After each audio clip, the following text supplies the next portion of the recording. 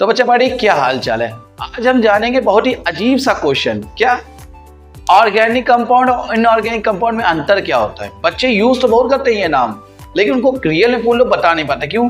अभी मैं आपसे पूछूं कार्बन डाइऑक्साइड बताओ ऑर्गेनिक है कि इनऑर्गेनिक, कुछ बच्चे कहेंगे सर कार्बन है तो ऑर्गेनिक होना चाहिए, कुछ कहेंगे नहीं सर इसको पढ़ा तो इनऑर्गेनिक है लेकिन पता नहीं है क्यों है।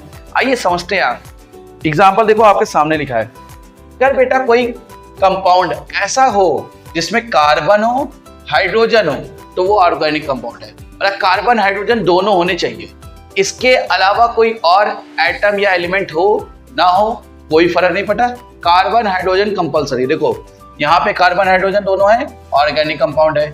यहाँ देखो कार्बन हाइड्रोजन दोनों है, इसके अलावा क्या है? ऑक्सीजन भी है। क्या है? ऑक्सीजन भी है। तो अभी हमने बताया कार्बन हाइड्रोजन कंपलसरी, इसके अलावा और कोई कंपाउंड हो ना हो कोई फर्क, और कोई एलिमेंट या एटम हो या ना हो कोई फर्क नहीं पड़ता। तो यहाँ कोई फर्क नहीं पड़ता, कार्बन हाइड्रोजन है ना, ऑर्गेनिक कंपाउंड है, बात खत्म। अब यहाँ देखो कार्बन डाइऑक्साइड है। इनऑर्गेनिक कंपाउंड क्या होता है पहले जान गए, ऐसे कंपाउंड जिसमें कार्बन हाइड्रोजन दोनों ना हो बस। अब यहाँ पे बात करते हैं कार्बन डाइऑक्साइड में। देखो कार्बन तो है लेकिन हाइड्रोजन नहीं है, मतलब कार्बन हाइड्रोजन दोनों तो है नहीं, सिर्फ कार्बन है। इसका मतलब क्या है? ये इनऑर्गेनिक कंपाउंड में चला गया। सोडियम क्लोराइड, यहाँ पे ना कार्बन है ना हाइड्रोजन है, तो सीधी सी बात है इनऑर्गेनिक कंपाउंड होगा।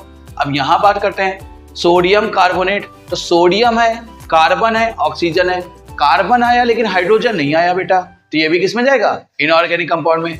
इसी तरीके से एक एग्जांपल और लिख देते हैं, जैसे पानी H2O। अब देखो यहाँ हाइड्रोजन आया लेकिन कार्बन नहीं आया बेटा, तो ये भी क्या हो गया? इनऑर्गेनिक कंपाउंड हो गया। उम्मीद करते हैं आप समझ गए होंगे। वीडियो अच्छा लगा हो तो लाइक करिए, दोस्तों के साथ शेयर करिए। मिलते हैं अगली वीडियो में।